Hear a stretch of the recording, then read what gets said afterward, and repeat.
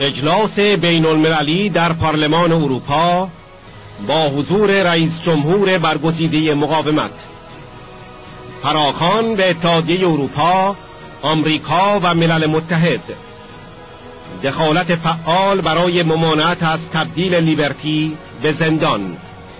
بروکسل، 7 فوریه 2012، 18 بهمن 1390. Next speaker is Irish Prime Minister from 1994 to 1997. It gives me great pleasure to call on John Bruton. Thank you very much, Chairman.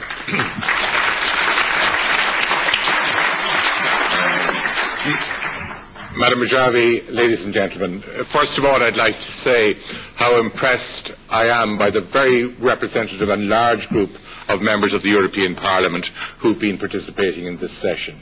It's a clear tribute to the work that you have done yourself, Madam Rajavi, and that your supporters in the European Parliament have done, that there is such interest among members of the European Parliament who have very, very busy agendas to be present to support you at this critical time. Secondly, I'd like to pay tribute to you, if I may, for the extremely skillful and diplomatic and difficult leadership that you've shown over the recent months. I think it is important that we should put what we're facing here in the broader context. We are all very worried here in Europe about the threat of war in the Gulf. And there are some who will say there is no alternative but military force to the threat of a nuclear-armed Iran. I think what is clear from this meeting is that there is an alternative, and that alternative is the democratic transformation of Iran.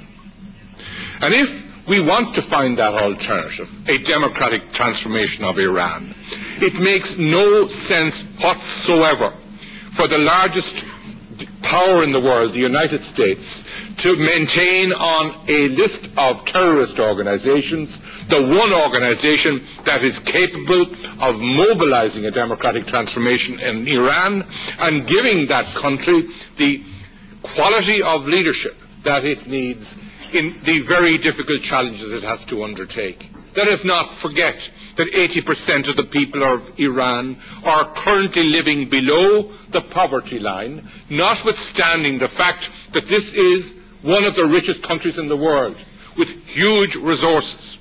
The current regime in Tehran is not serving the interests of the Iranian people. It is not serving the interests of one of the world's great civilizations. It is failing its people. So the ingredients are there for a democratic transformation.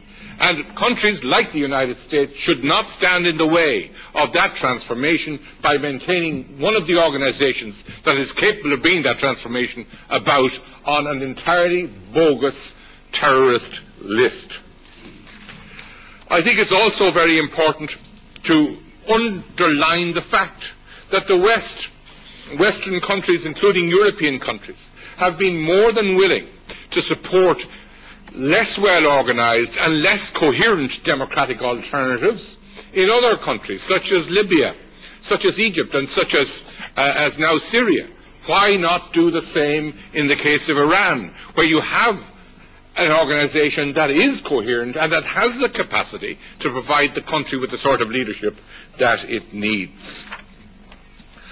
To sum up, we need to support the democratic transformation of Iran by removing the PMOI from the terrorist list.